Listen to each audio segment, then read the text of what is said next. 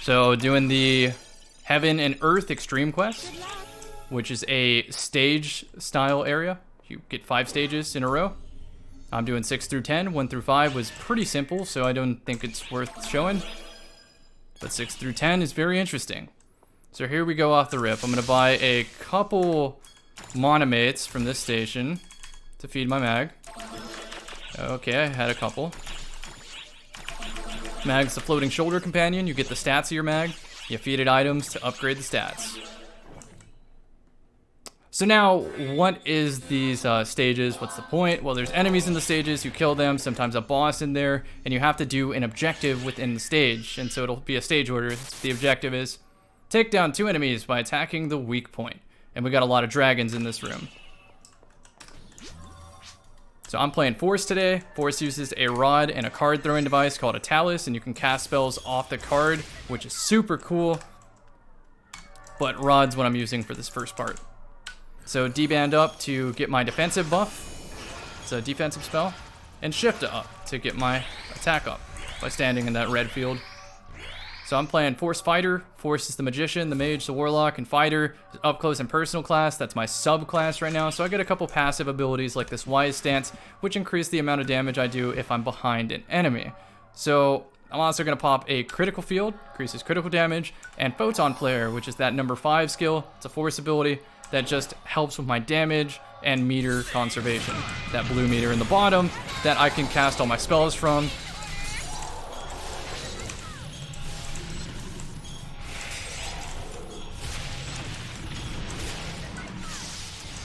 So we already completed the stage order. I'm getting my ice wand out right now. I'm gonna kill this dragon, then I'll handle the other one later.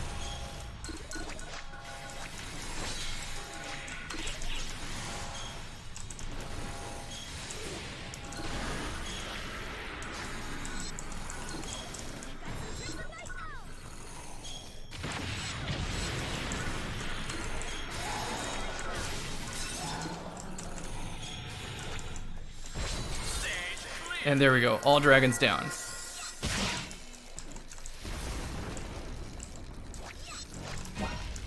So the main spell I use is called bzzzzt. It's an electric spell that has a pretty fast travel time and chains lightning to enemies. So it's ideal for dealing with all these mobs. So this room in particular, the stage order or objective is do not get incapacitated, which means dead. And if I die anyway, I have to restart the whole thing. So let's just not die. Forehead. Photon Flare up, Critical Field up, Shift up. I'm going to attack the teleporting enemy in front of me because if it teleports, it's going to be harder to track.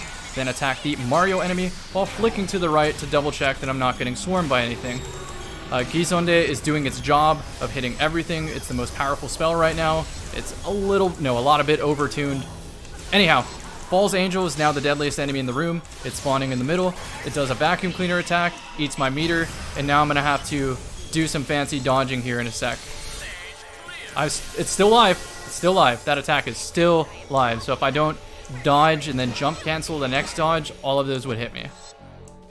So this just goes to show that the best defense is a fantastic offense, because if you keep everything stun locked, or if you just kill them outright faster, it's less of scary abilities you have to deal with. Stage 8, it's gonna say do not use recovery, so no healing for 100 seconds. My main source of healing is Resta, that's on number 4. But what I just said, man, your best defense is a great offense. This room is about to be a shining example of that. So I'm going to go in, I'm going to Z-aim, which means deliberately use a crosshair. Wait for these marmots to spawn, get out of the iframes, and hit them. Now I hit the guy with the rock, hit the one jumping, and now I focus on the center of the room, because I want bzzzzt to do work. The cyber wolf that just spawned is the deadliest enemy, and if I can get a lock on the head, I'm going to, because that'll kill it pretty quick.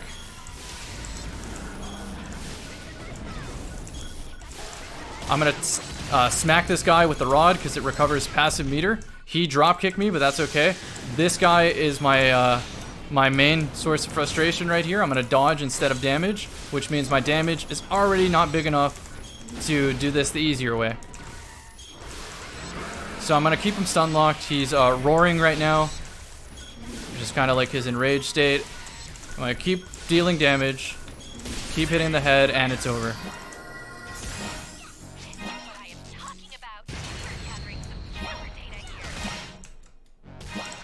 This isn't the cleanest run so far, but you get the point. The purpose of these activities is to master every stage involved, including the 10th stage, which I'm currently doing. So every other thing, it's pretty much a wrap for me. Don't take damage for 60 seconds. Now, if I had failed any of these stage orders, it makes the successive stages a little bit harder. How so? Well, there's a force and a swordsman. The force is like me, it casts spells. It casts a homing death ball that makes me have to stop damaging to instead start dodging. So if it casts that, that's a lot of time I'm not attacking. If I complete stage 8, I kill them in 2 casts of lightning. If I fail this, it takes me like 15. So you can do the math at like how much time you're losing by not mastering these stages. And ideally, you can be farming these activities for very valuable items if you're skilled enough to do so. And that's kind of the lure of Phantasy Star. That's what makes it so fun. So I don't need to pop the critical field or the photon, because again, it's just 2 casts if all goes right. Oh no, that missed. And we got him.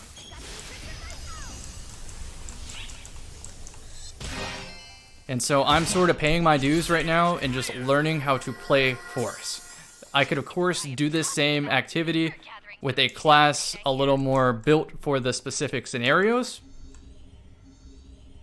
But I want to learn how to do it on Force so I can play Force better. It's part of the fun of the game is, you know, having all these different classes and mastering them. So, Ranger's my favorite so far. Tector's also tied for my favorite. But right now I'm playing Force Fighter. So let's look at this stage. This is the big boys. So I'm going to fight first 4 people at once. They're like me, Arcs operatives. Claris Craze is a force, and she has a deadly fire attack that I need to avoid, so I'm targeting her first. Then after these 4 die, the Anga spawns. Anga's big boss with bits surrounding it. You destroy the bits. Anga is in a down state, and then you don't have to worry about getting attacked, so you can put damage in. That might come into play later, but maybe not.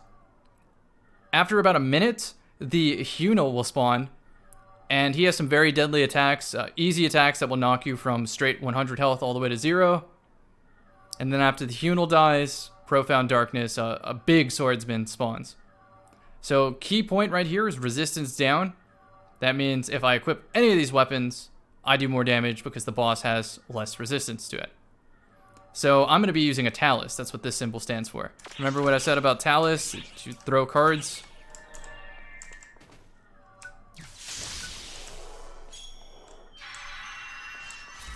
And so here we go. I'm going to prep for this. D-band, wait for the ticks. Shift-O, wait for the ticks. I'm not going to hit the critical field until it's time to damage the boss. And now I'm going in. Remember, Claris Craze is my first target. Need to spot her, so she's to my right. So they're all hit.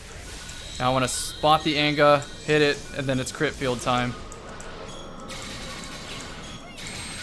This green field that I'm in is called Zonverse. And once I throw my Talus, I can no longer use Zonverse because it ends up where I toss the Talus. So unless I toss the Talus somewhere useful, it's going to be very unlikely. Oh, there's those purple death balls I was talking about.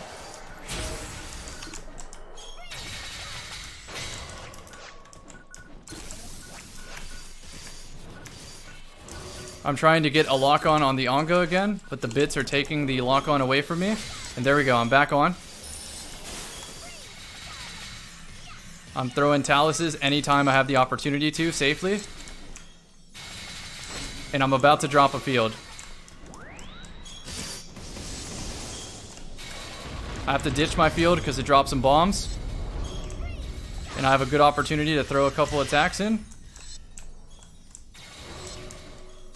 I should be dead here in a couple seconds. I cannot reshift her.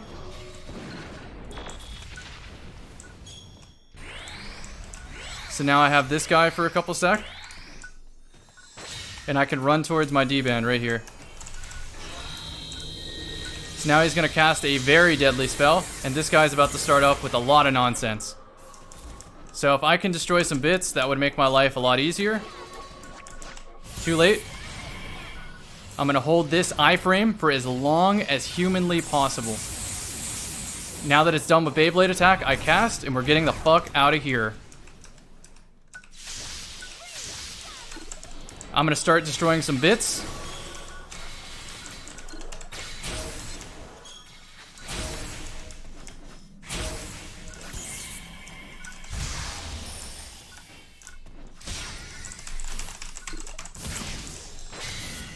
A quite unfortunate set of circumstances there.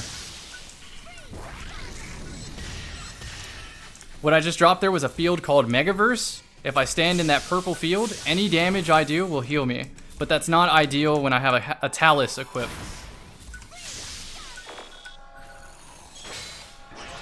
So now he's about to launch that deadly attack at me. I can start a shift to now because deadly attack about to end. And now I can focus on the bits again.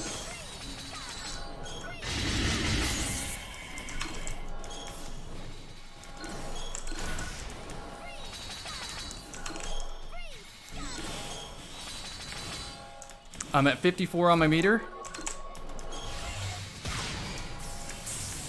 That's the deadliest attack he had. Both of them at the same time. No! Beyblade!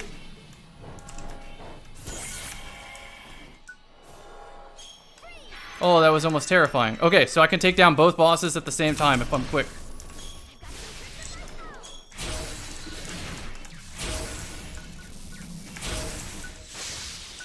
Pay attention to my meter. I can Talus out a couple hits. There we go.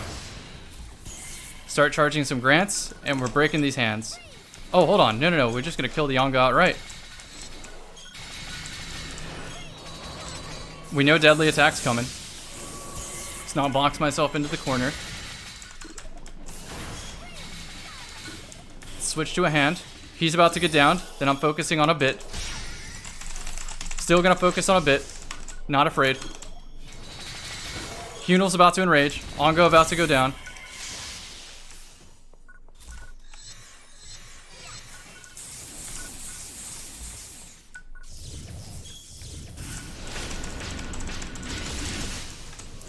I did big damage with that fuse spell. And here's just gonna have to be me dodging. I have to get good right here. Beyblade incoming. Got it.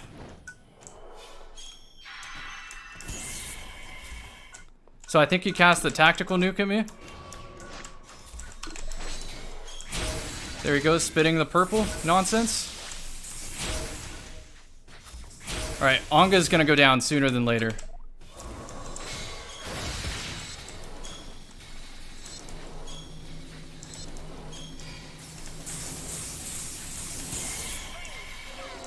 Onga's down.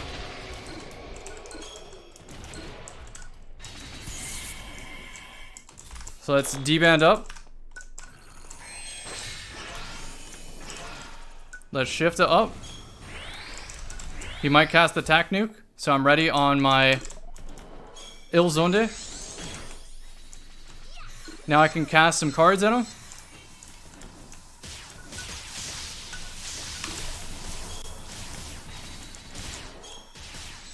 Huge damage. This is it. He cast the tac nuke, and I dodged it. I want full meter, if possible. Crit field on. Photon flare on. Pay attention to his attacks. He's about to die right here.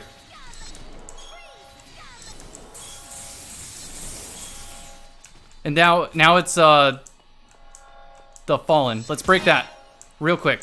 I don't want the loot. I just don't want that to eat an attack. I don't know any of this guy's attack patterns.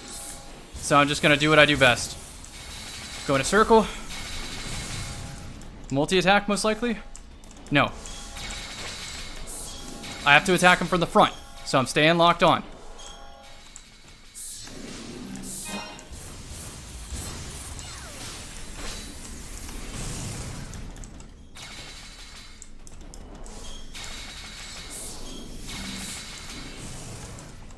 I'm guessing he has a stage of attacks.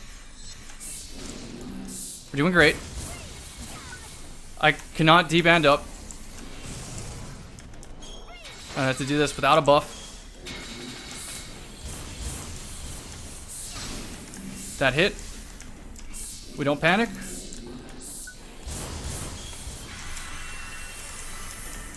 Back to full.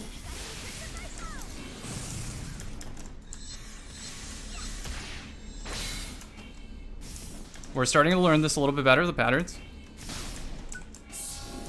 Photon flare up.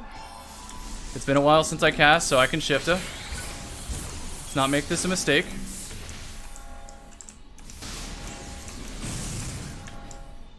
Resta now. D-band now. Alright, perfect. We're in this. He zoned it to the end. Yes! We got him! Alright, so this was after like 30, 40, maybe even 50 attempts. And some of you might be saying, oh, that was easy, dude. I did that back in 2013 with red weapons and one hand on the mouse. For me, that was a journey of learning to play Force with a weapon that I don't usually touch. So, props to me. That's the fun of the game. And now let's go see how much money I made. It's probably not going to be a lot, but you never know. And I have to do the same thing in Japan. So let me explain how this works. There's an extreme quest that you have to complete in order to qualify for what's called expert matchmaking. So in other words, you have a special little title next to your name that allows you to search with other experts. So when you're doing public groups, typically means you catch people who know what they're doing, which is super cool. And so this is one of those things that I can practice. Yeah, I want that sticker. I guess the special weapon. And I guess that I get to pick up 5 of them, 5 items, I think, because the stage order, I completed all 5 of them. But ideally, I want to complete them anyway. I don't know what's worth it. I guess the Lambda Grinder and the Photon Crystal. Maybe this, you know what, no, I never touched synthesizers. Just gonna go with that. Alright, cool. I got a little cosmetic item of Flex.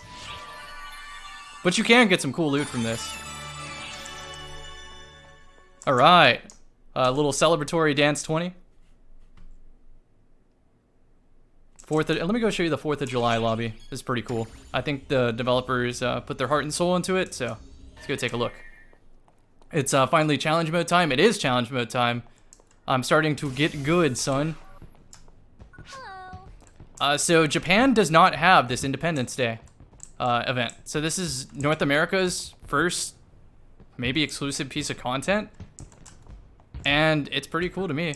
Got you know Liberty Christmas looking trees, your Statue of Liberty, and there's a whole Las Vegas area that is decorated with American flags and stuff. So,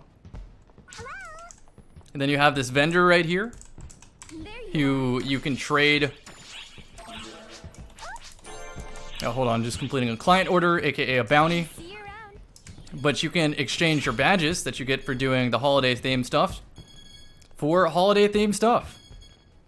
For items like that costume, like a cape, an eagle pendant, etc. Let me go see. There's some cool stuff. You can get some stuff to decorate your house. An emote that has some actions tied to it. So in other words, just for playing the fun content, you get cool stuff. I like that. So I hope you enjoyed this live comm. This was quite the journey of the Extreme Quest, and I'm looking forward to doing it again in Japan. So I will see you there.